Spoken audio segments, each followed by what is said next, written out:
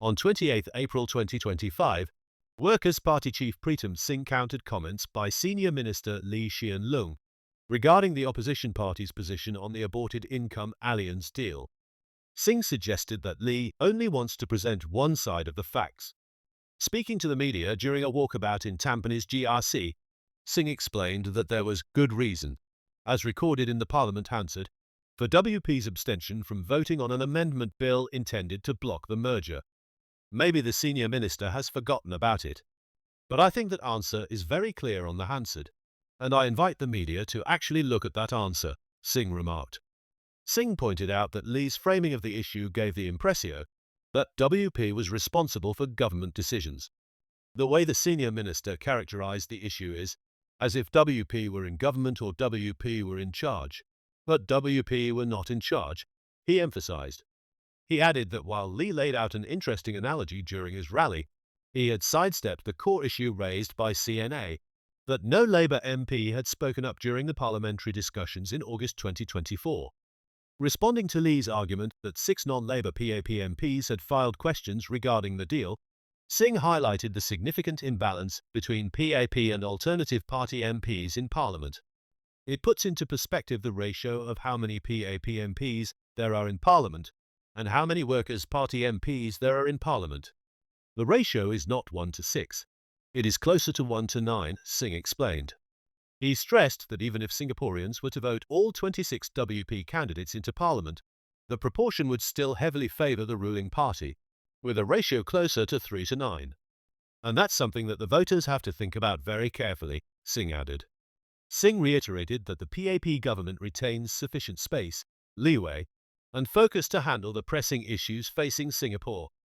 The government has enough space, enough leeway, enough focus to deal with the issues of today and tomorrow, he said.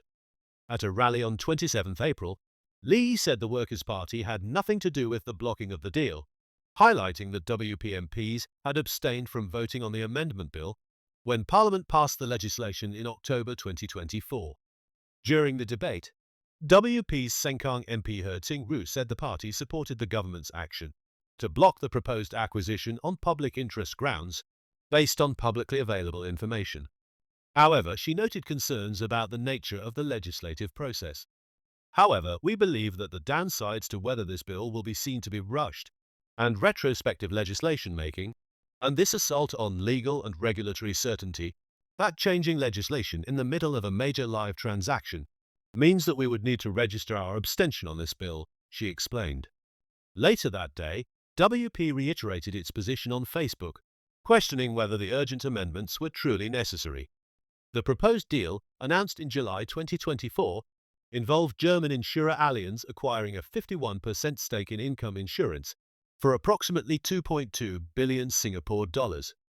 Public concern grew over whether Income would continue its social mission, leading the government to block the acquisition. Culture, Community and Youth Minister Edwin Tong stated that the deal was deemed not to be in the public interest. Eventually, Allianz withdrew its offer in December 2024. At Sunday's rally, Lee addressed Singh's earlier comments that no Labour MP had raised concerns in Parliament about the deal. Lee defended the NTUC's position, arguing that the deal initially appeared reasonable to them. He also noted that 6 non-Labour PAP MPs had posed questions about the acquisition, compared to only one WP member, Pritam Singh. Responding to these remarks on Monday, Singh accused Lee of sidestepping the real issue.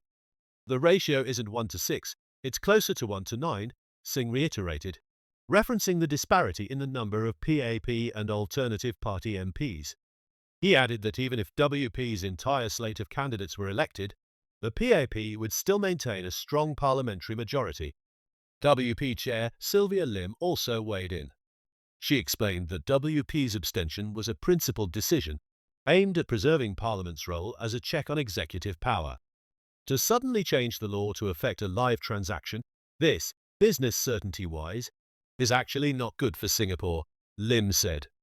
She stressed that there are established parliamentary procedures for such matters, suggesting that the appropriate response would have been to send the bill to a select committee. This would allow affected parties to be heard before passing new legislation, ensuring the integrity of Singapore's regulatory framework.